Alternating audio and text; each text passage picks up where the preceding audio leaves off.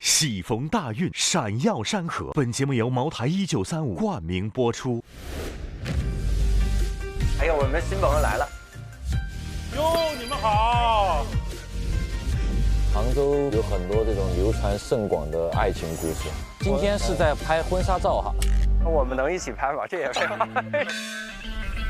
它其实是一个焦点，联合了京杭这一段和浙东那一段。哦，美好美好！奶奶第101个徒弟。为什么杭州格外清秀？我觉得是跟水的那个感觉有关。你想，就是我要活下去，我要努力。Passion！ 哎呦嚯，这你也看？哎，部队到喽！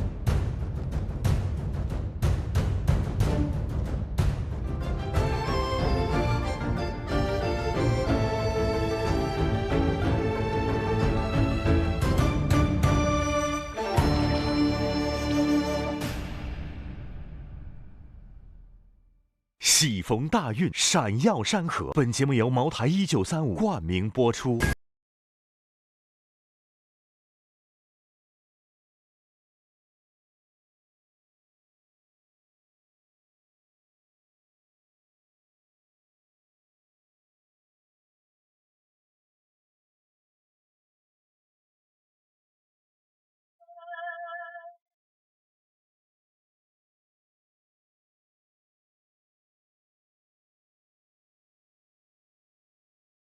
连起宁波绍兴的那是浙东运河，走运团告别了浙东，渡过了钱塘江，就来到东南第1州的杭州。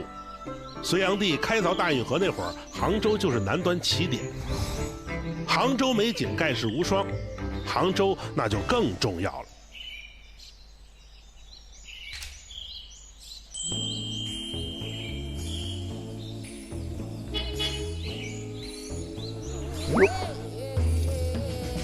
哎呦，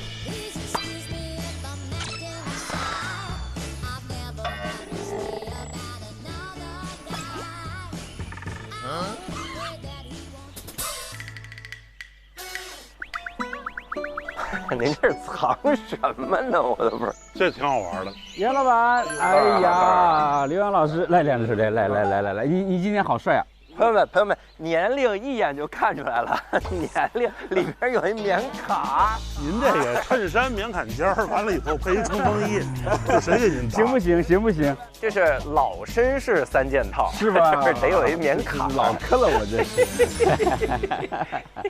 哎呦，刘老师，你这盛装啊！刘老师比我穿的年轻多了，他们刚才取笑我穿的像个老先生一样。实际年龄大的人就得穿年轻，你知道吗？哎呦！你好，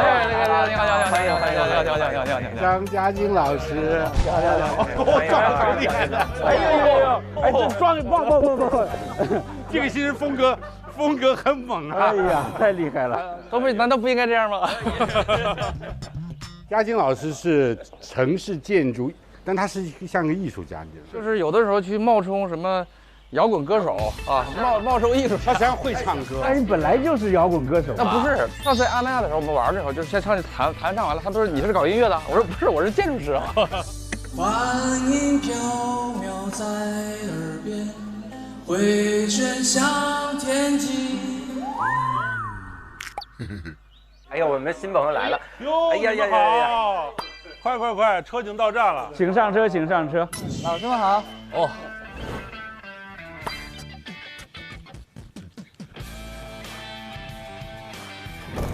这是我们今天的什么公交车站啊？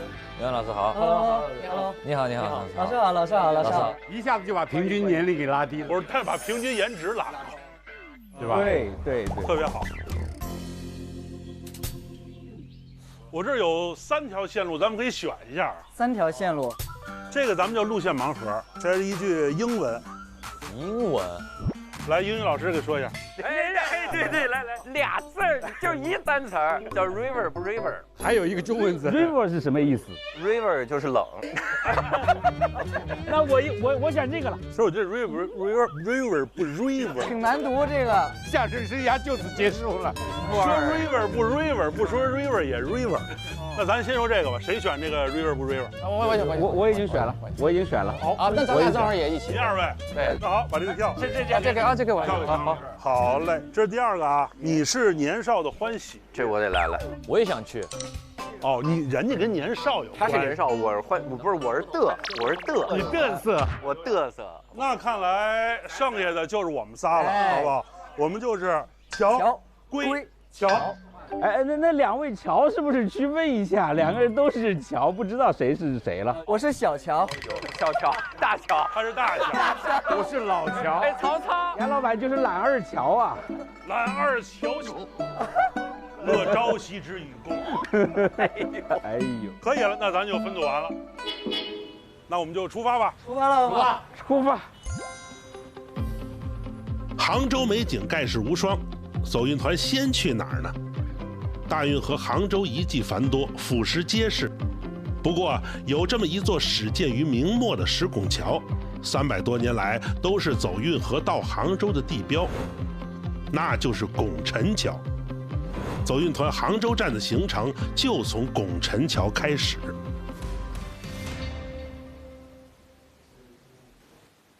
这次去这个拱辰桥啊，我知道有一个工作室很有名，叫陈方陈晓的工作室。对，我开始以为他们是兄妹呢，但其实是夫妻，对，两口子，而都姓陈，那个工程的陈，好巧哦，好巧，对不对？桥西历史街区，步行街了。是这个，这不写着呢吗？是这个对吧？陈方陈晓，哇，石之华。我们讨扰一下人家。哎呦，哎呦，你们好！你们好！是两位陈老师的吗？对，我是刘婷，你好，我是杨鹤翔，老师你好，刘宇，你好，两位好年轻啊！没有吧？80后、90后。好，来有请。好来，请。这下面是我们自己做的一个关于我们影像作品的展厅。我们主要是以做视频为主的，然后下面的一些挂着的这些图呢，都是来自于我们的视频作品。这个视频作品就是我们搜集了很多老摄影师拍摄的运河，然后用我们现代的这个技术去把它做一个重构出来。对，哇，这个效果做的真好，那个历史感啊，就是光阴的故事。对，我们感觉这种就延续这种记忆还是挺有趣的。这就我们就是拱辰桥确实没咋变。对。这座桥其实就是杭州现存的最高的一座桥，最高最长的一座石拱桥。对，这太有意思了。这是700米高空拍下来的这个整个西湖的全景。对，一湖一城。这条是白堤，这个是断桥，这条是苏堤，这个就是雷峰塔。这儿就是三潭印月。对，一清二楚。这条就是钱塘江。钱塘江，浙江的母亲河。对，运河实际上是在这儿。运河对，差不多从这儿进来。对，它是通的，对吧？跟西湖有一点同运河。它们3个的水系都是相互之间连通的。对，这就是杭州的3大水系嘛。对，所以说他们都说杭州是因水而生，因水而兴这样的一个概念。对。这个就是那个。G20峰会的那个有部分镜头，然后这个主要是我们前面的这条街，我们去捕捉了这条街上面居住的原住民的真实的现在的生活的样子。对。等会儿你们去街上看，其实还可以看到很多这种他们原始生活的这些痕迹。这个大概是我们1年前拍的，这个这就在我们门口的一棵树。对，我觉得烟火气在这条街上面还是非常非常的能够打动人的。来，我们进来坐一坐。这部是我们捕捉了它在下雨的时候的状态。哇，烟雨朦胧的。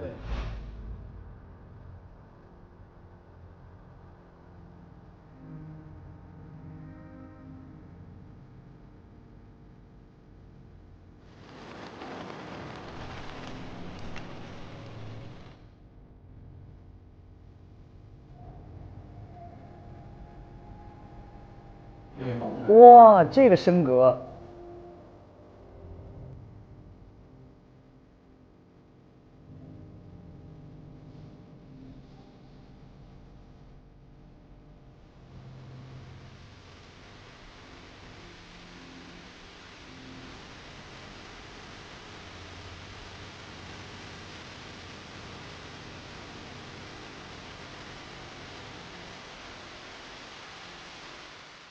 我觉得他们拍出意境啊，对，真的是啊，真是。要不我们去街上走一走？好，哎呦，太好了，给你们推荐一些点位。太好了，太好了。出游的小朋友们，哟，真好！哎呀，嗨，小朋友们，我们就加入你们好吗？我们参加你们的班可以吗？你们是多大呀？大班。大班。那我是中班的，可以加入吗？我是中班的，这个哥哥是小班的，我可以加入吗？他可以的，对吧？啊。因为他好看，对吗？这么大个人不能加入了。在这条路上，我觉得是适合人成长的。对，它有水，对，有历史的建筑，有自然。是，而且我不知道你们发现没有，其实这条街它没有想要把这边打造成一条这种网红街的想法。是，对。所以说你看，基本上都是一些茶馆啊，一些这个艺术馆啊，这种生活馆啊，很有质感。对。哎，好，谢谢你，你们好。哎呦，别，谢谢。哎呦，我天！完了，小孩子从小就记着你。不是小孩的阿姨认识我。拜。其实这里就是诞生了杭州第一个邮局，然后第一条铁路都是在这里诞生，也是跟运河有关系。啊，这边还诞生了浙江省的第一盏电灯。哇！这边有一个中国大运河的一个碑嘛？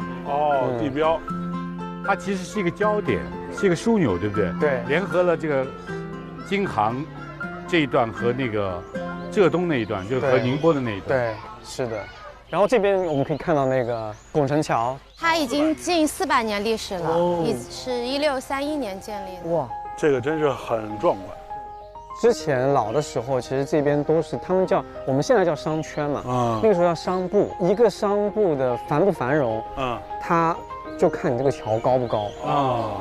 如果桥越高，运的货就越多。对。所以拱辰桥是杭州现在最高的那个石拱桥，就说明它之前在历史上其实这块应该是最繁荣、最发达的。它可能在历史上扮演的那个角色跟现在扮演的角色会不太一样，但是它也是记忆的一种延续嘛。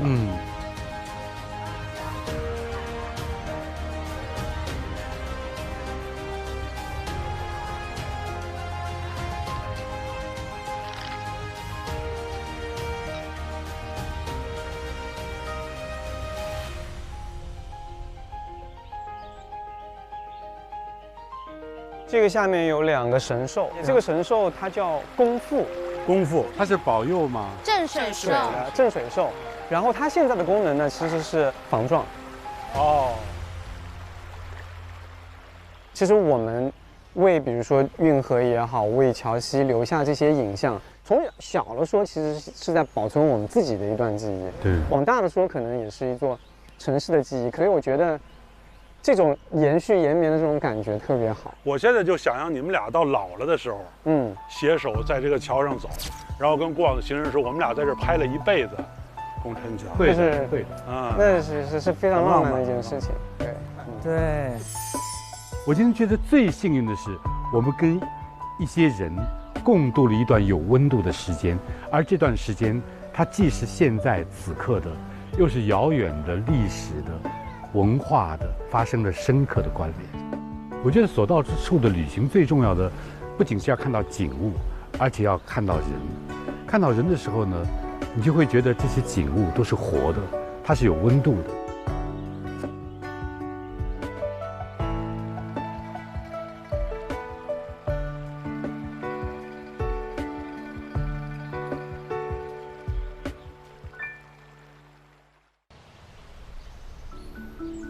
3面云山1面城，来杭州西湖非去不可。西湖不但山清水秀，也跟运河息息相关。历史上西湖水曾经通过运河泄出，现在西湖更是和钱塘江大运河联络贯通，是杭州最重要的水利设施。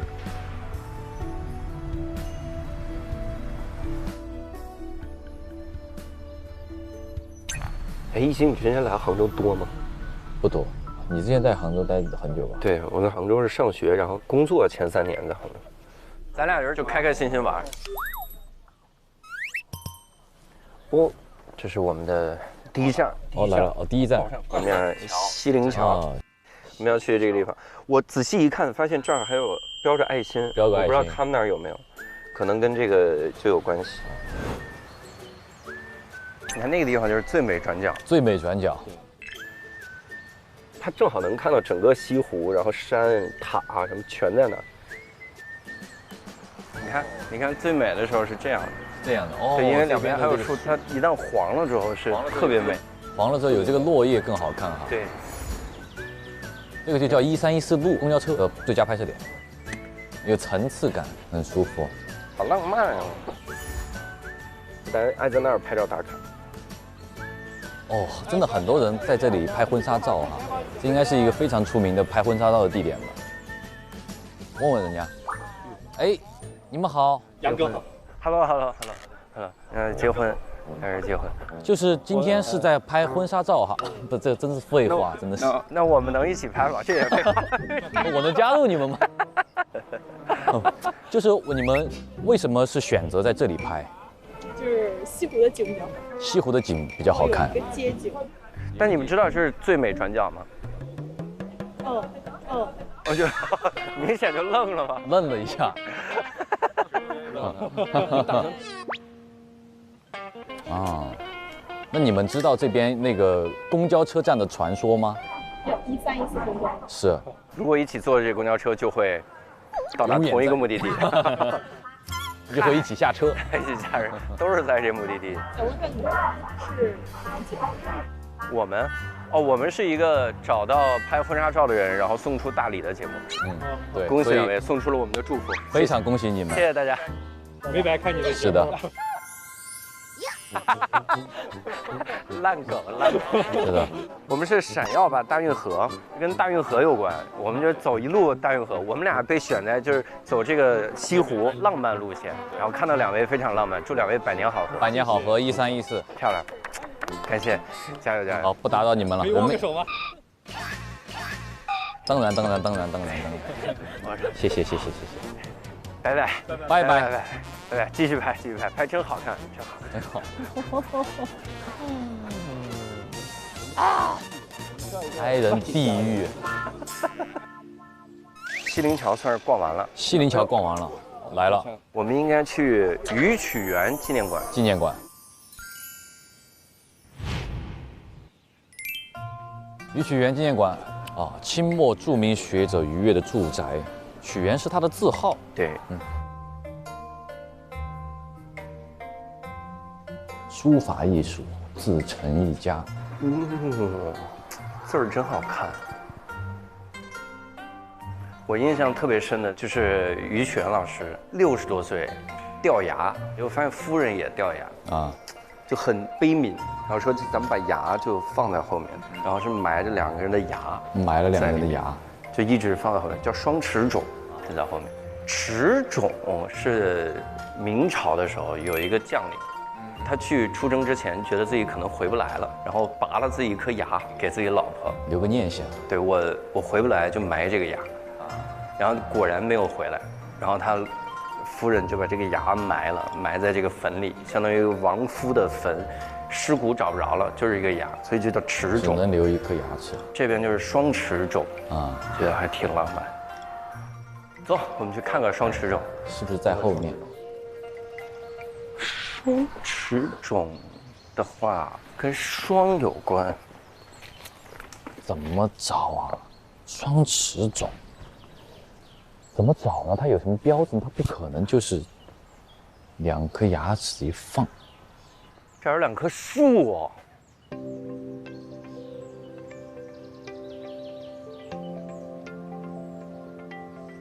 今已亭亭如盖矣。这里有2棵樟树，这2棵树其实几乎跟双齿冢有关了，因为有这个故事，人家把2颗牙埋在后院了。对，他埋在后院也不可能单独建一个什么包什么的陵园，所以很多人联想这2棵树就叫双齿冢。好浪漫哦！往往爱情故事还是要发生在美的地方，还得美。就围绕着西湖，就很多爱情故事了哈。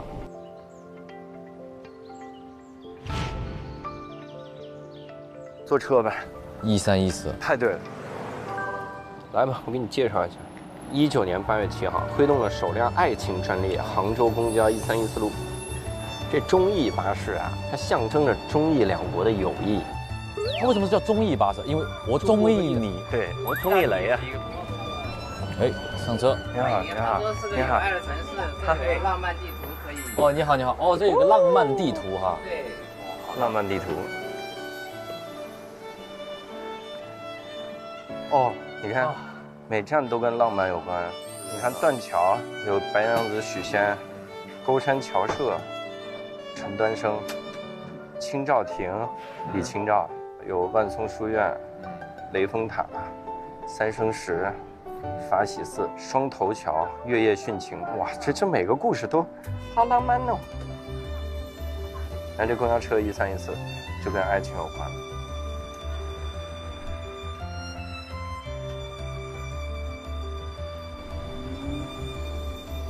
他们说西湖这个椅子特意离得特远，你看这是一个椅子，要给有情人留下一些小小的空间哈。对，特别适合他呀。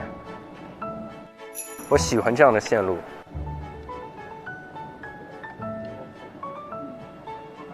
我很难想象他们那几个人的线路能有这么的精彩惬意。准备去 river 了，准备去 river 了。啊，这应该就是坝子桥吗？这不，那就是京杭大运河吗？啊。市区的人呐、小船呐，从这里开过来。京杭大运河这一段呢，是贴着原来杭州城的北边，所以它要伸出几条河，再进入市区啊。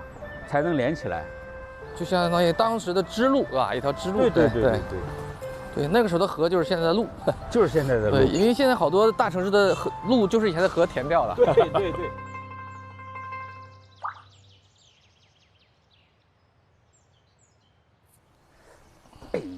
哎，站在中间一点。好，成功。我来扶着你。哎，好。哎呀，好，成功。哎呀，我是第一次在运河上坐船，我第2次，因为我前天坐过一次。哎呀，真是舒服，今天的天气。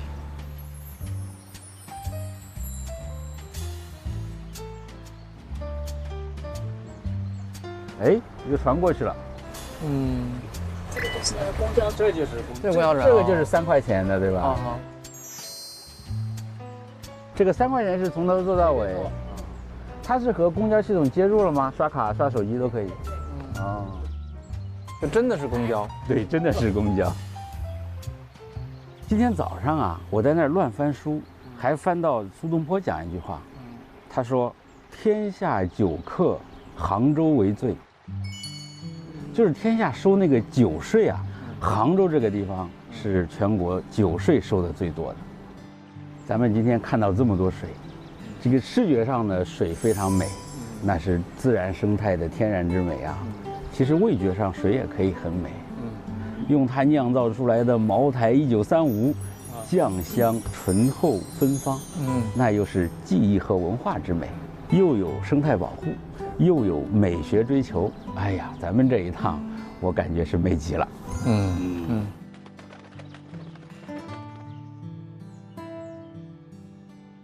其实江南这一段是古代水上公共交通最发达的地方。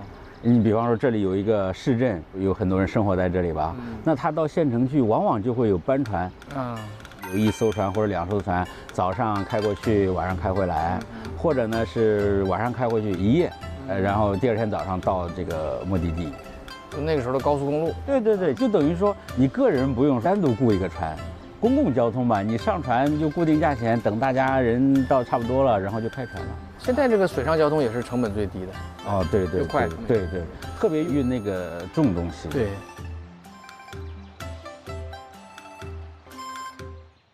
杭州好像我怎么没有看到遛狗的？对，好像真是不太多。这个就有点奇怪。有的。这边早上的时候都有那个遛鸟的，还遛鸟啊？哦，还有那个跑步什么之类，肯定也很多，是吧？它两边是个绿道，因为它这个宽度呢，是它两岸贯通这个比较容易。你看我们的黄浦江两岸就没有办法贯通，所以这个宽度也是有时候也是影响它的使用的尺度。对。城市的尺度啊，会对人的这种心情啊是直接影响。如果是像这种的话，是不是亲近感非常舒服，对吧？然后你就不会觉得有什么压迫感。杭州人真会生活。城市街道或者河道呢，就形成一些比较舒适的空间，有一个原则的，就你能看清对面那个电招。哦，你能看到这些文字景观，能听到两岸的声音，觉得这还是一体的。没错，就是这个河流呢，它不是一个隔绝作用，它是一个连通作用。没错没错，是不是？它是形成了归属感还是边界感？特别宽，就是边界，那边跟我没有关系。但是如果合适的尺度呢，我就是归属感。那这个距离的话，其实两岸人说话也没问题。对，这个就是人的肉体它没法突破的东西。对。我来之前啊，就是了解了一下杭州这个运河水岸地区的更新啊。我当时打了一个整体的一个地图，我给你看一下好，你看一下。是现在做这个规划的图是吧？对，就是他们整个现在运河的这个地区呢，有分两段，北段和南段。然后这北段实施的比较好，就是大渡路以北。南段也正在实施。我们现在整个的规划一直到钱江的两岸。这应该是全国可能力度最大的一个水岸改造。张老师，有个事儿我真不是故意的，我也带了一个地图，这不是巧了吗？这个图呢，这是新鲜出炉的。为什么新鲜出炉？我今天早上才收到。这个研究南宋临安考古的刘卫老师啊，他新出了一本书，叫《南宋临安城复原研究》。我看到之后呢，赶紧买了一本，打开一看，里面就调出一个信封就是这个书本身附的。南宋临安城的复原地图，刚好跟您这个图接上。这是一个古今对话吗？您这个图呢，应该就是这一段，这段再往上。对，这段往上。你是临安城，我是从这儿往下。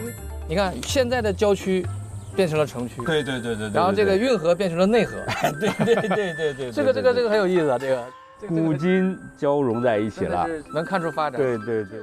然后这个河呢，现在叫东河，原来叫蔡氏河。你看蔡氏河，东清门外是菜篮嘛，然后这个亘山门外是丝篮，就是生丝织业这边比较发达的。刚才我们刚经过蔡氏桥，在这儿嘛，蔡氏桥嘛，我们刚经过这里，蔡氏桥。现在大概看，原来是蔡氏门瓦，这是个瓦字。这个原来外面是个瓦字，其实是个剧场，是个演出的地方。临安城这边呢是机构比较多一些，中间是商业最发达，南边就是皇帝们待的地方。对，所以等于说现代的时候在北面建厂，就形成了北面这些一片这种工业遗存这样的东西。对，这是现代社会。是的。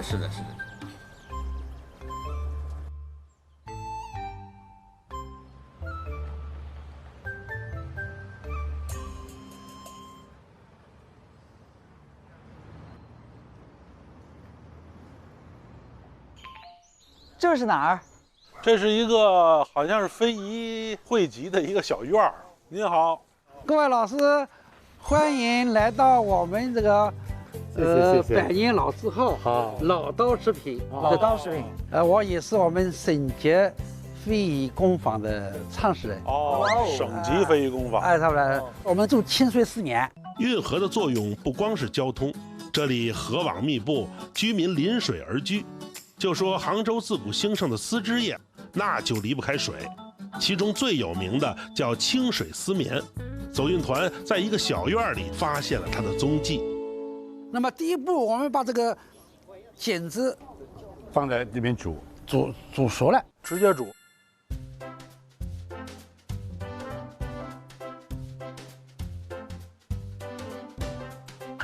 哇！煮的它的功能是什么呢？煮熟了我们才可以做这个兜，做小兜嘛抽丝剥茧。别管你抽丝剥茧嘛。刚才我们那边煮好了以后，这个剪子到哪里来了呢？你看就到这个地方。参花奶奶，做几个给他们看看。参花奶奶是很有名，她今年暑假期间就专门带了100个学生。参花奶奶。您年轻的时候是什么时候开始做这个工作的？16岁。16岁。您今年高寿了？今年73岁。73了。这个我们叫小兜，但是我们这个土话叫屯子，叫那个屯。做屯。做屯子。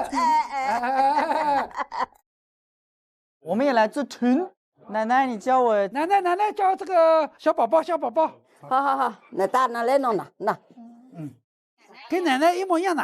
这个弄，好，能放上去。好，好，哎呦，不错，真不错。蛮好。蛮好。拿去，拿里动来，这个里动。好，那这个按照啥捏了哦，这手哦。对，好。要加上嘴，加里嘴，弄哦，看到我弄啊，在中心那个点上咬上。还拿嘴咬啊？对。哎呦，扯一扯，给它扯开。好，来换一下。你快不可的。今天小雨还得了亲传呢，对吧？给他发个证书吧，他。奶奶第101个传子徒弟。第101个啊，他是那个101啊，创造101，创造101的，这是第101个。嘿嘿。这个晒干以后就这个。晒干就棉兜。棉兜拿来干什么的？我们小的时候用这个来拿一个翻这个蚕丝被。我知道。你看，我们来表演一下，我们看看。这么扯出来的，好大劲儿哦！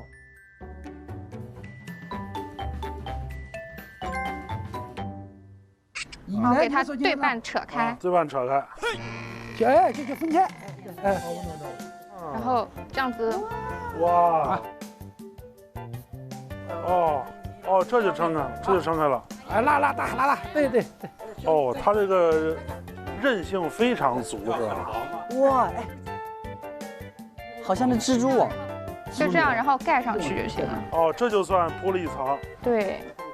嘿，这得铺多少层啊？这一个被子？420条才能一个被子。一个被子420条，天哪！400多条。这个被子还再大的它是什么？轻软。还有一个问题啊，你外面买的被子啊，说不定什么的和棉芯啊，还有乱七八糟的化学的什么东西，我们不放心。对，是吧？这个东西盖在那边，你晚上晒脚晒得着。是啊，是吧？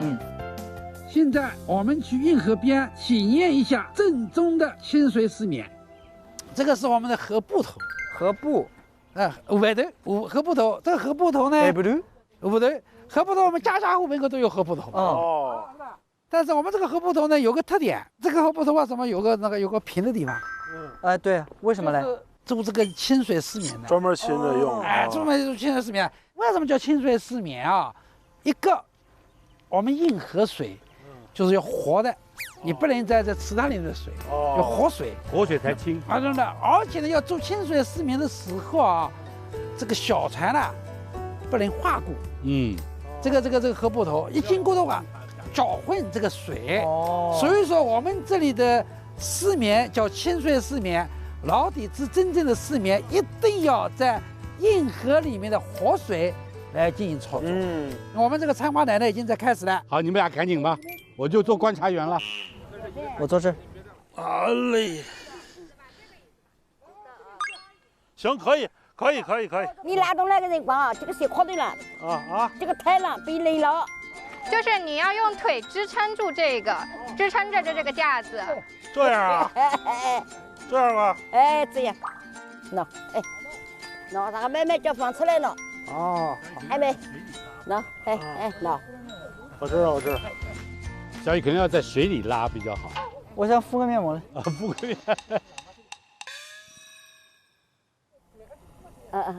哎，好。好。哎呀，行，我又弄成一个。哎，我把你搞。行了，拉长一点，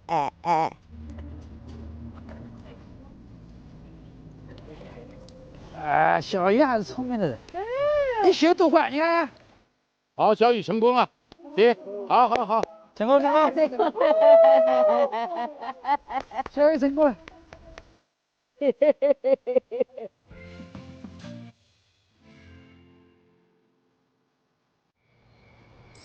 走运团在杭州度过了美妙的一天，华灯初上，西湖边上一座酒楼里，大家重又聚首，美食当前，聊起各自的心得和收获。袁老板请。行，段老师行。行。哎呦，今天更丰盛是吧？正了。西湖醋鱼、定胜糕、皮蛋，这位是杭帮菜的专家，杭帮菜大师。桥归桥，您逛到哪儿啊？拱辰桥一直到广济桥，这各个桥。对，你们就是游西湖了是吧？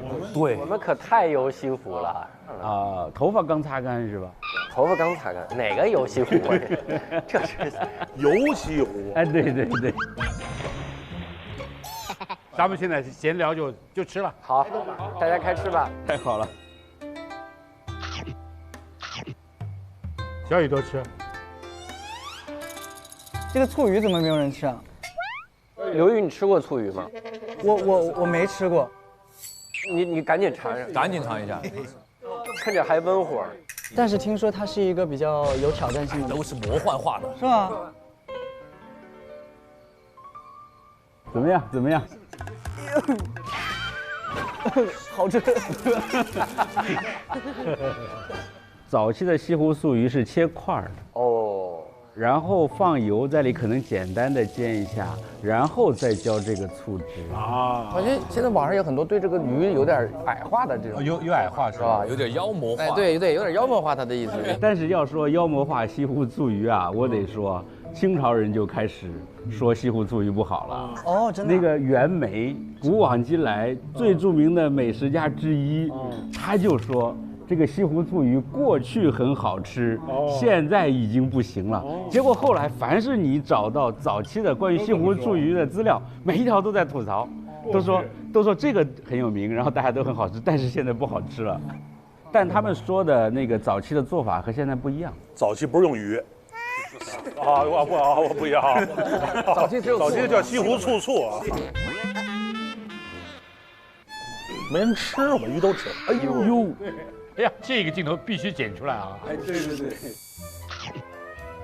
严老板，这个凉掉的西湖醋鱼觉得怎么样？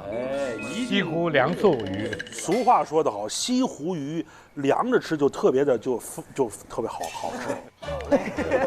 这话真俗啊！对，太俗了，太俗了。对，俗话说得好。对。那大家逛完对杭州有什么新的印象没有？段老师，你说说你这个以前你第一次来杭州什么时候是？我已经忘记了，因为我来的次数太多了，第一次都记不住啊，这个渣男。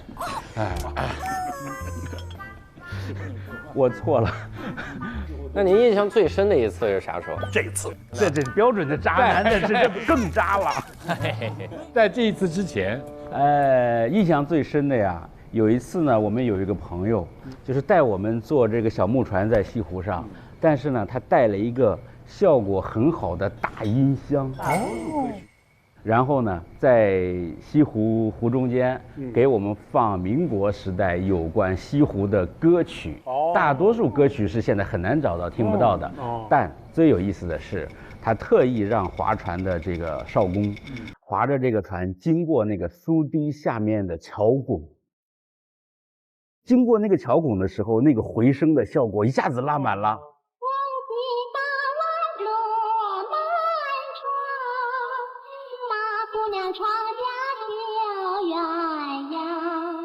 只有5秒钟时间，终身难忘。哦，哎呦，这是当代艺术啊！当代艺术，对。这个人是做艺术的吗？他专门做这种小型纹旅的啊，完全没有挣到钱，完全没有，到现在也没有挣到钱，挣到了情怀，这就是艺术家，挣到钱就不是艺术家。那我是艺术家。小雨呢？小雨哪次那个？我觉得印象最深刻是今天凌晨的4点钟啊，没有人的西湖。哎呦，我在西湖的桥上自己跳了一段舞蹈。哎，你知道我一直觉得西湖和杭州是一个特别有磁场的一个地方。就我在不同的城市跳舞，我会有不同的感受，就是肢体告诉我的。在西湖上跳舞，就感觉你不会累。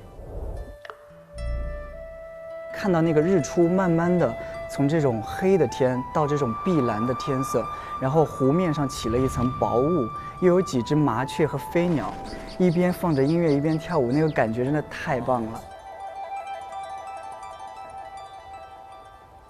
哦，起鸡皮疙瘩了，我天！艺术家。这个时候我应该弄个小船，然后从桥骨下面走过去啊，对，那就更美了，简直了！哎呀，那节奏不对。张老师呢？你呢？我就来的比较多了，但是我有次印象比较深的，我估计严老师肯定有同感，就是我俩都喜欢玩旅游嘛，自驾嘛。我有一次是去那个9、7、18剑的，就讲我看有条小路呢，可以开到龙井，那个山路大概也就桌子这么宽，忽然那个树后面噌站起来个老太太，哟。你能搭我一段吗？啊，那老太太，我心想，那你住哪儿啊？我就住龙井村那个第1栋房子，我想也不远了，我想老太太就让坐后面，果然她住在那里，然后她也没骗我，然后就这么的搭到她家里，跟她喝她刚刚下的那个4月的那个明前的那个茶。我讲完这个故事后，他给续了一个后续。您怎么说的？第2个版本就是他去了之后，然后老奶奶就说：“真真爱爱恋恋，出来撞天婚选女婿了。”后来蒲松龄把这故事写进了《聊斋》，其实是《红楼梦》里头的。哎，这还挺好，其实跟陌生人的缘分。对。哎，西湖周围好像是没有高建筑的，对吧？它是分3级，就是比如说第1层皮可能到哪个路之间是24米，然后再往那边可能是50米，这数字不一定对，这样才能保持你从西湖看过去就是一个。对。哦。不能说西湖旁边来个湖景房，那不行，88层楼，然后后头就全看不见了。我们下午的时候特意观察了一下，特别有意思。就如果从这里，就是这个位置往外看过去啊，左边就是杭州市区，但是这个天际线的过渡非常自然，是的，非常流畅。就是你看不到这个明确，好像一个界限一下子到了这个人类世界了，是吧？全是楼，不是的，它这个天际线是过去的。哇，现场造画，真好。水光潋滟，晴方好，我很喜欢这个。那你怎么的？我买一张吧。来，1、2，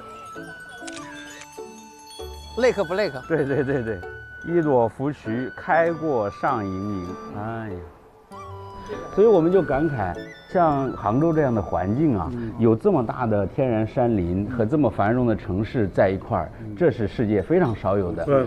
关键是后来人把它处理得相当好，其实做好了就可以做成世界性的典范。而且它经历了房地产暴涨期，它扛住了，这个特别难，对吧？对，这个是挺了不起的。咱们给杭州市点个赞，对吧？这个你说，全是88层楼的湖景房一造好，那谁看谁？88楼湖景房好，湖看楼，对，湖看楼。你们去万松书院了吗？我们去万松书院，我特别想去那个地儿。万松这个你很有发言权啊！今年咱们还时尚无难事还做了这么一个著名的作品。那应怎么说？万松书院啊，这个我觉得有很多时候，大家听一些浪漫的爱情故事啊，就保持那份心就好，就可以了。千万不要去考究2个晋朝的人。在明朝建的万松书院读了3年书，这是梁祝的故事。那他这个建确实因为先有了这个传说，先有了传说。我是觉得杭州很多跟浪漫有关的东西，它充满了一个不确定性，好像就是海边啊、水边这种不确定性，在这种美景的衬托下显得会更凄美。有的时候是寿命的不确定性，有的时候是阶级的不确定性。就有水的地方，它有很多不确定性，因为有流动嘛。你在中原地区那种完全农耕的那种文明里边，你确定你是没办法，你是没得选。是。但是现在的这个选和以前的选是不一样，就是现在的选呢，它是不是说你这个人，而是说我一大堆条件。但是我们自己想一想，我最理想恋人的指标，你把这些指标加起来，你是很难在脑子里画出这样一个理想恋人的画像的。但是你心目中，你想想回忆你无论是过往的还是现在的钟爱的那个人，你把它分解成一堆指标，后来你发现这堆指标也并没有多么了不起，因为他就是他，对，他就是有独一无二的地方。我们每个人对于爱情的向往都是永恒的。对，我有一个问题得请教各位，这是我们真没想清楚，就是私塾好像就是老师先生让大家背，就是百家姓、千字文、三字经，还打用尺打，背不会就打，就是背。然后书院我们今天看，他其实教各种东西，教什么连植物都教，连这个数学都教，各种都教。那中间这个教育过程是怎么完成的？怎么衔接的？这儿背着背着，然后怎么就进了书院？他得怎么才能进去？这个制度还真不明白。幼儿园学生直博了，幼博连读啊，幼博连读，我太可怕了。对，咋回事的？我们有一个不太恰当的区分。假设说我们把古代的教育分成高等教育和初级教育的话，那么高等教育呢，可以说有两种，一种呢是国家的体制化的教育，就是每个府州县都有自己的学校，但是这个学校的学生是要通过科举考试考进去的，也就是说呢，你只要进入这个学校，就说明你已经拥有了功名。那么第二个途径呢，就是唐代以后，特别是宋代以后慢慢兴盛起来的书院。书院呢，它其实各种各样，它跟这个主持书院这个人或者他的资助者的个人倾向有直接的关系。大多数书院也是培养科举考试的，它相当于一种高级的高考培训班。新东方，嘿，哎，对对对，那也有一些比较有想法的学者来主持这个书院呢，他会教一些他觉得应该教的。岳麓书院啊，你想对，有的会教一些哲学，探讨一些思想性的东西，像这个刚才刘洋老师说的一些自然科学的、数学的、植物的啊，个别的书院也会有。还有一些呢会教一些社会事务，怎么治水啊，怎么管理国家呀，这些也有的。那么初等教育呢，我们大概也可以分成两类，一类呢就是像私塾先生这样的，一类呢就是家里，比方说这个有家学，自个儿书房里教。对对对，比方说你在私塾里学了，学的目的是什么呢？大多数情况下是让你通过那个第一等的科举考试，进入到这个高级教育的系统里面。这个过程往往是个人学习或者是投师。就选一个名师专门来教他，就是中间这个衔接呢，往往还是通过科举来完成的。那么即使同样是考科举，你要是考秀才，那我形式上把这个文章写得很漂亮，可能就够用了。那你考举人呢，哎，你得有点学问；如果考进士呢，你得说点跟人家不一样的东西。感觉那个时候还是从古至今教育都是选拔。对，这个说到实质上了。科举呢本身不是教育体系，是个选拔体系。有时候你像我自己上课就干了比方说学生有时候说一些外行话呀什么，你马上会想到，因为他是学生啊，对，不然的话他来这里上学干嘛呢？对。那如果你眼睛只看着好学生，那这就不是教育，这就是选拔，这就是筛选。是这样。我觉得这个刘洋和阿普他们这组特别好学啊，每次考察特别详尽，然后提一个问题没有解。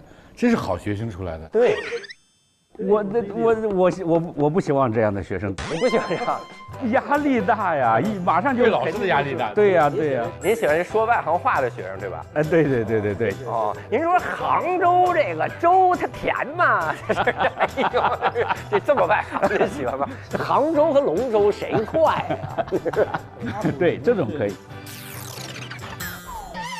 你们今天游西湖、苏堤、白堤都走了吗？还真没有，走的西泠桥啥的。阿普是个作家是吧？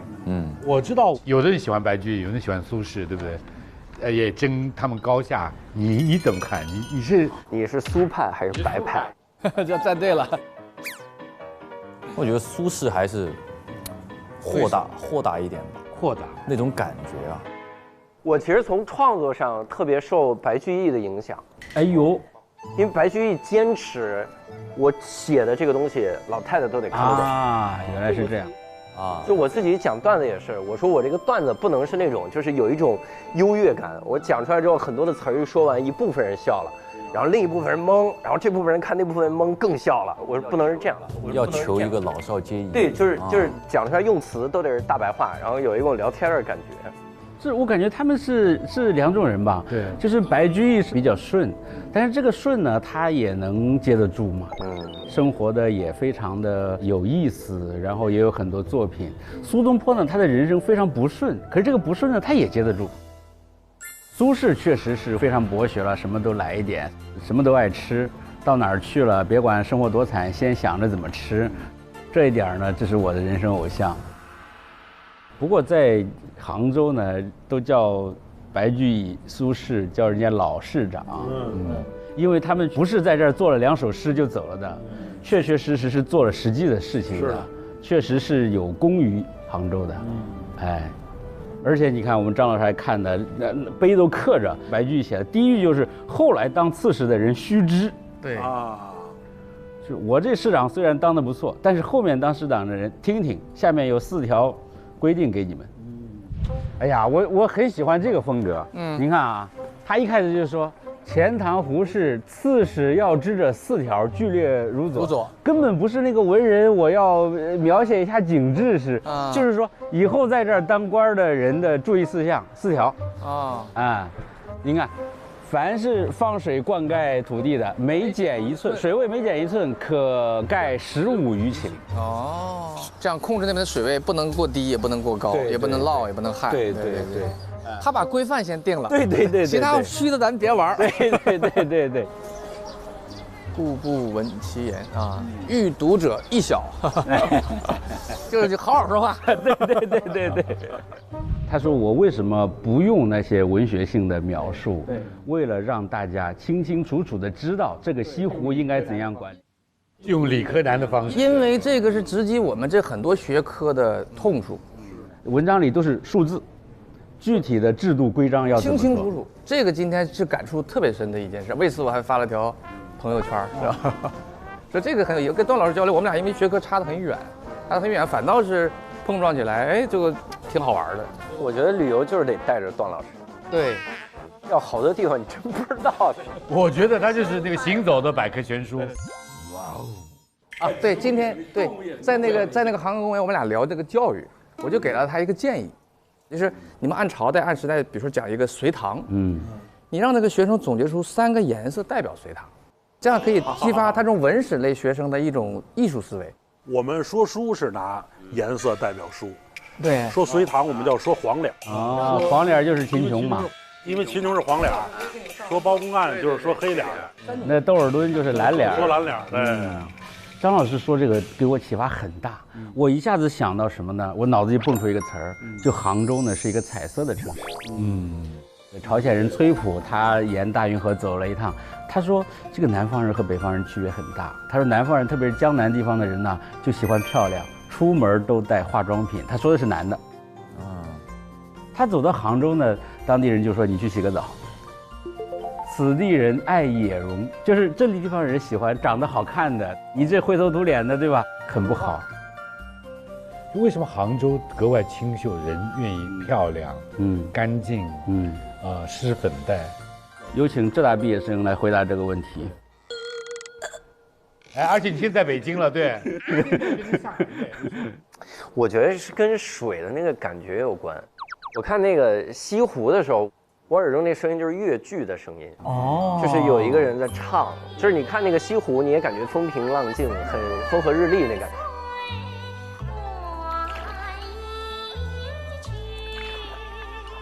我是那会儿去青海湖，我站在青海湖的时候，我说这跟海有什么区别？就是大浪，你就觉得你在那儿你就想奋斗，你想的就是我要活下去，我要努力 ，passion。哎呦嚯，这你也看啊？就是你在青海湖那种壮丽的奋斗感，你想的是我要奋斗，在这边你想的是我是一幅画的一部分，我不能在我这部分掉链子啊。这说的太好了，太好了，就是你来到画里面。我是这幅画的一部分，它本来的画那么美，如果我不够清爽，我配不上成为它的一部分。我这儿就是一墨点儿。那你说到这艺术品，还有这个收藏品，我们今天还去那个朱炳仁先生那个铜雕那个博物馆，我们感触也挺大。一开始啊，我以为都很传统，对，但我很难想象他那个地下室的那个博物馆是有好多现代派艺术的铜雕作品。对，特前卫。它有江河的那个浪花，对，有湘江的，有这个运河的，特别震撼。而以前的铜雕艺术全是有模子的，他于是就专门让它随意的走，然后有些地方呢给它一些加工，然后再把它接起来，这它叫熔铜艺术啊。然后这个是崭新的一个艺术，然后这样一个有成就的艺术家，当时他会考虑那个运生移的事情。您是做这个铜的这个艺术的一个传人大师，但是怎么会想到去和另外2位一起发起生移的活动？就是怎么会有这样一个契机呢？因为我呢是搞铜文化，我有个理想就是想在运河上做一座铜桥。罗老和郑老那么是我好朋友，那么郑老他就说了，对，他说我们可以在运河生移的活动当中，我们可以做点工作，这样的话，你可以架起一座新的桥梁，对不对？就是通向世界文化遗产的桥梁，我们一起来做。哎呦，我们现在最好就是写封信，这封信给谁呢？就沿运河的18个城市的市长。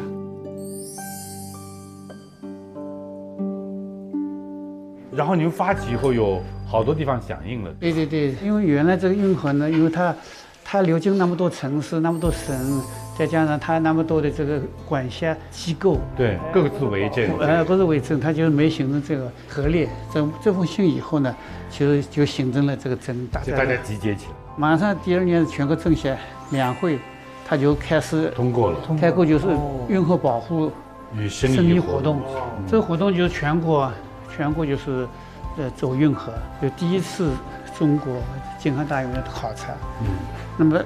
为了纪念这个考察呢，我当时就做了这么个纪念碑。2006年开始就，直到今天我们2024年，我们还在走运河，我觉得这会生生不息的。我们仨还每人得到了一个人家送的一个非常精美且昂贵的工艺品。对，有多昂贵你就那个，简直的后来，哎呀，太昂贵了！我们都说这个太贵了，我们不能收这个，损失了1个亿。是啊，他们收获了爱情，然后你们收获了昂贵的工艺品，我收获了张老师。就等于收获了前面2个。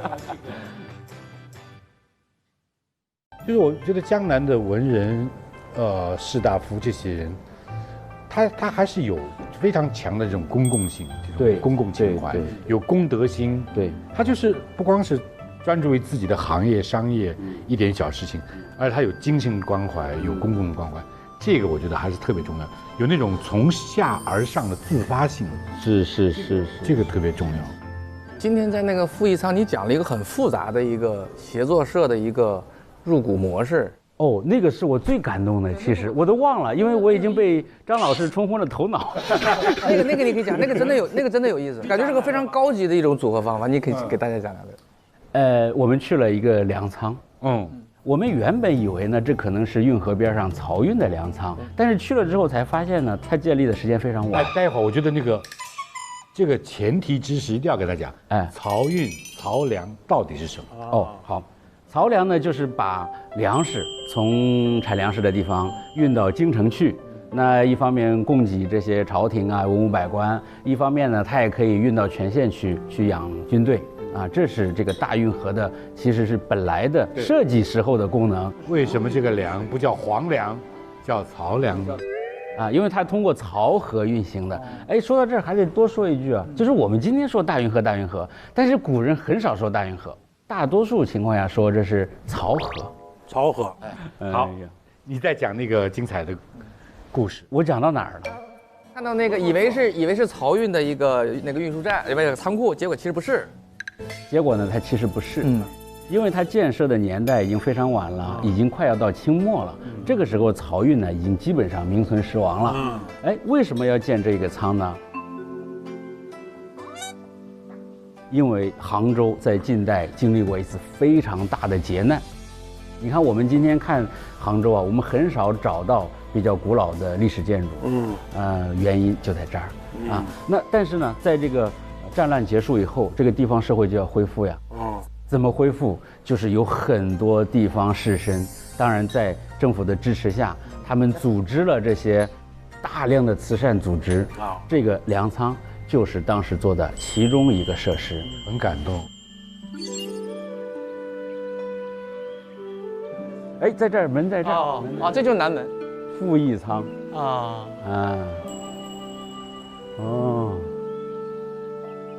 哎呀，这应该就是那个原来的粮仓的其中一个遗址，对，这是住处。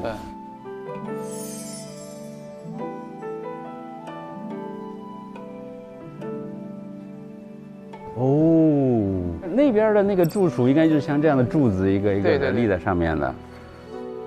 那个望板还是竹席的。如果是在北方呢，这可能就是用那个秸秆的那个皮编的，是不是？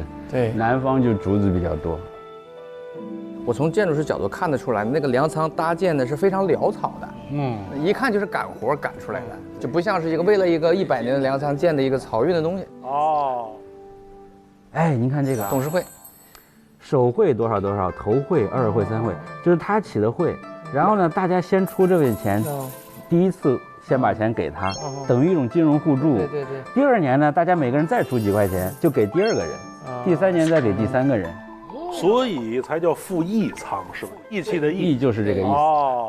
所以我们今天看见杭州，多么美，多么富裕，但是我觉得不能忘了当初它是怎么样从一片废墟当中重生出来、重建起来的。在这个故事当中，我特别感受到中国文明这种韧性到底在哪儿。你看，咱们历史上改朝换代非常频繁，过一段时间就来一次，对吧？大规模的战争，然后社会上就受到很大损失。但是社会上有这么多的人，他们实际上自己会组织起来，然后会做很多很多的事情。他还做很多文教的事情啊。比方说，他们最重要的领袖叫丁炳，他自己也是一个伟大的藏书家。这个人对杭州非常重要。丁炳就是恢复的时候，他家有藏书楼啊。又是这个地方有经济实力的绅士嘛，搞这种慈善事业，然后搞很多文化事业，文化恢复。对。其实这些人在历史上都不应该被忘记的。钱塘刘敏，你看他的藏书楼叫8000卷楼。文澜阁。文澜阁有4库全书，那么战乱呢，它就损坏，然后流失了，就是很多又找不到了。哎，怎么办呢？他们就雇人出钱找人一本一本的把它抄起来。凡是缺的都再抄一本，然后又重新恢复成一套完整的4库全书。就是文化也传承了，粮食也赈济了，而且这个过程也是一个奇迹，我觉得是。对。哎，后来呢？抗战的时候，这套书又要搬迁了，搬迁到西南，在贵阳旁边一个山洞存了很长时间。抗战胜利之后呢，大家讨论这套书还要不要回到杭州？因为杭州嘛，毕竟这个文人这么多，是不是也不太缺书啊？而西南地区呢，可能需要这么一套书。可是呢，这个讨论的时候，杭州人说，他说这套书抄齐啊。是杭州人1分1毫凑钱把它抄齐的，没有花国家1点钱，所以呢，对不起，这是杭州的财富，还是要把它。它这不仅是它是一个象征性的，是的，精神性的，是的。那你们觉得，就是杭州这个城的发展，哪怕说建成，跟运河的关系大吗？你觉得？那可大了，为啥呢？因为杭州这里原本是一个比较低调的城市，相对来说崛起的比较晚。直到秦朝的时候啊，杭州还在海里呢。就我们这个地方就是海边。然后这个西湖呢就是个海湾。天哪，我这个知识不知道，诸位你们知道吗？是。您以前知道吗？不知道哎。对，您以前知道？我以前我就在海里游，对对对，一会儿抓住一条醋鱼出来了，啊！今天我跟那个张老师啊，我们就在旁边，就在隔壁去看了一块石头，那个石头呢被称作叫秦皇缆船石。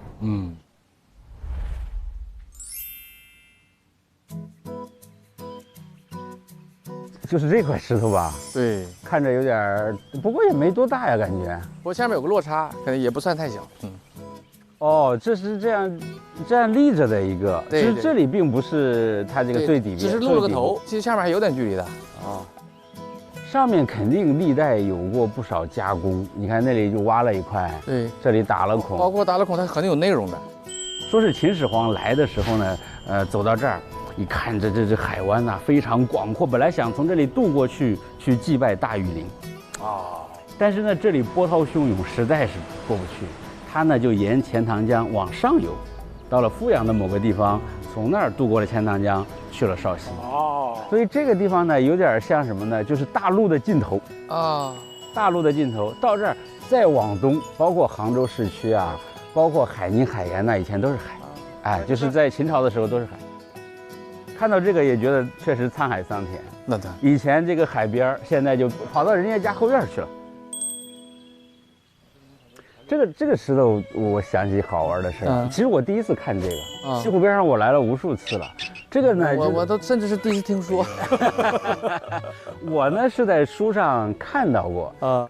啥意思呢？这个石头可能在早期历史当中还特别重要，但是你看现在一般大家不会到这儿来了。这个因为后面那个西湖啊，它历代的人文景观越积越多。它原来人文景观没有那么多的时候，比如说唐朝以前，它没有那么多可以看的地方，对吧？这个石头就特别重要，因为它是一个自然的东西，对不对？这是初代网红，对了，气了。后来的网红呢，后浪就越来越多，这个前浪呢就还在这儿孤独的浪着。算是一个地标建筑吧。对，那时候可能就是个大礁石啊，有可能。对。那慢慢的，直到东汉以后，大家在修这个海塘，把这个海湾的咸水挡在外面，慢慢的陆地露出来，慢慢的泥沙越积越多，西湖变成了一个湖。其实它只有2000多年的。对，就是2000，成陆也只有2000年。它还是个半人为。不，它也是自然演化的。它自然演化加上人工的努力，很年轻的一个地方。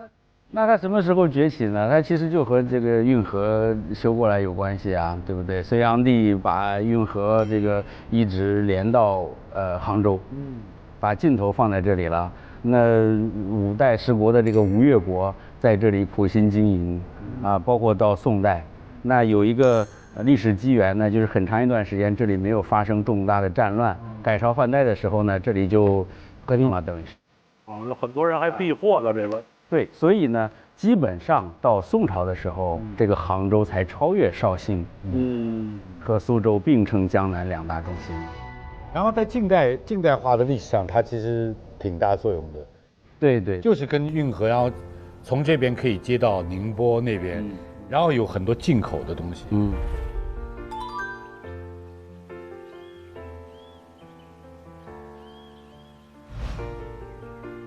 然后包括这里纺织厂也是很早的。对，纺织厂那时候就有很多女工嘛。你别说观念和物质哪个先行，它就是女生有了自己的工资收入，她的家庭地位就提高了，在家里就有话语权了。长期的位置，我的这么多姨妈，这么多姑妈，有一半以上都是纺织女工在很多地方啊，就女人的社会地位特别的低下，而我们塘西的女人地位在家庭地位比男人还高，因为她是高级劳动力了，她成了我们一个家庭的支柱，经济独立。所以它是在最早的中国的那个现代化工业化里边，是由于它跟这个海岸跟内陆有非常好的那个交通，于是建成了这样一种最早雏形的现代化的城市，然后再会特别向上海辐射。对。他们在运河边上这个居民啊，早上起来坐船去上班，家里基本有时候不用表也不用闹表，6点那小火轮顺着运河就来了，呼，汽笛一响，整镇子人起床。对，晚上还有一趟9点那趟又回来了，呼一响，大伙儿就睡觉了。这个两位老师这一说，我脑子里其实出现的是一幅游戏画面江南古镇，对吧？然后有这样的店那样的店，街上红男绿女走来走去，这个小火轮呢呜呜呜在这里开，对吧？然后你进去做一个任务，然后走到这儿碰见一个 NPC， 然后他跟你说什么，交给你一个任务去做，对不对？给你一个什么道具。那我有一个问题问阿普，来问阿普，你是游戏主播对吧？对，他是游戏主播吗？对，他同时他身份太多了，他身份太多了。我先自己干一个，喝点水，喝点水，喝点水，喝点水，喝点水。如果大运河主题开发一个游戏的话，可以有什么好主意？就是很适合做一个模拟经营的一个游戏。运河大亨，对，运河大亨。你说模拟情景，模拟经营，这是专有名词，大写的。天哪，天哪，我肉这么多了吗？我有一个很喜欢玩的游戏，它叫文明。我知道，它就是你可以选择不同的国家，如果你来发展这个文明，它是怎么样的？那个游戏里面有不同的建筑，对，那有的可能就是很功利性的，什么工厂啊什么的，但是那个游戏里面还有一种特别的建筑，就是叫做奇迹。就是如果是中国的话，可能大运河就是一种奇迹。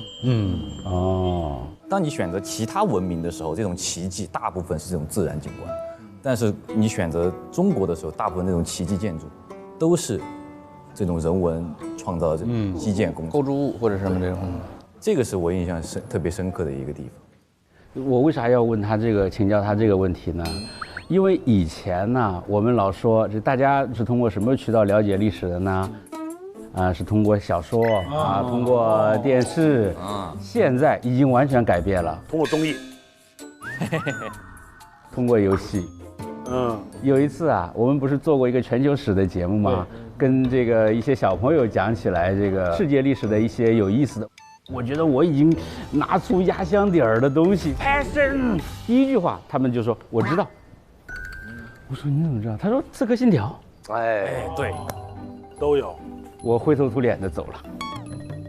就这么多年来，我们一直玩国外的游戏。我们在巴黎圣母院当过刺客。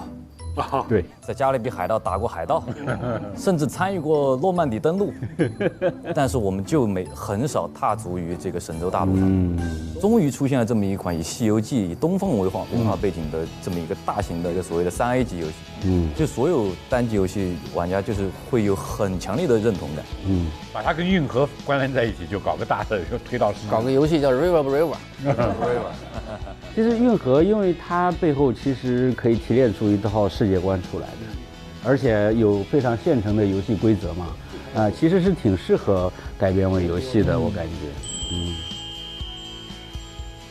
先来，哎，今天晚上终于有一个好的结局。游湖借伞，咱们喝完这就散了啊。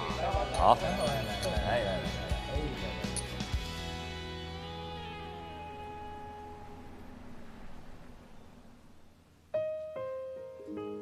别草青青，花盛开，彩蝶双双举徘徊。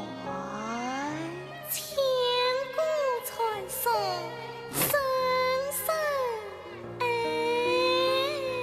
三百永远。纵一次绕过春回风一年，迢迢明月在耳畔缠绵，恍然之间难分辨，是梦里是人间。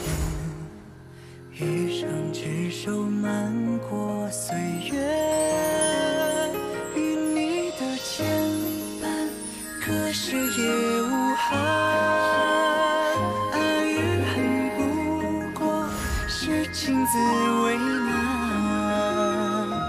他梦来只有散，唯有陈酿留一盏，抵过千百年孑然相盼。与你的牵缠，隔世人轮转，爱与恨不过是情字坦然，他梦来只有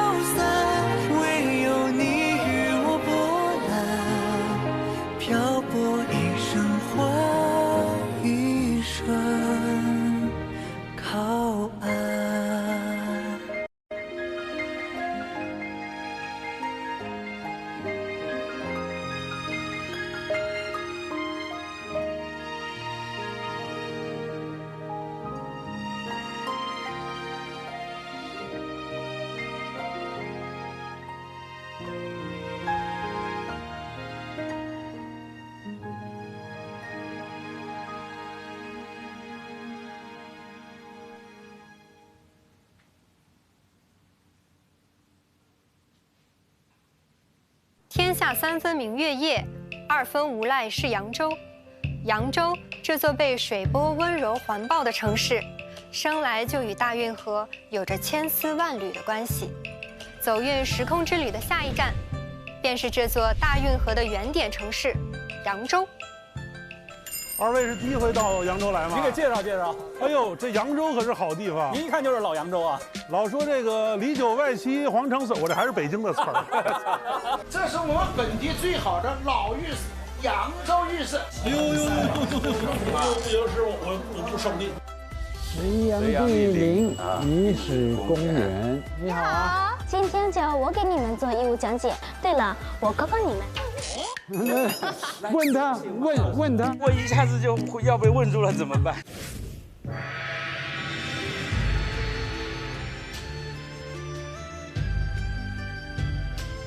扬州现在可能是处于100年来最好的时候，脸上都洋溢着就是那种很幸福的那种笑容，邻里的关系还在。对。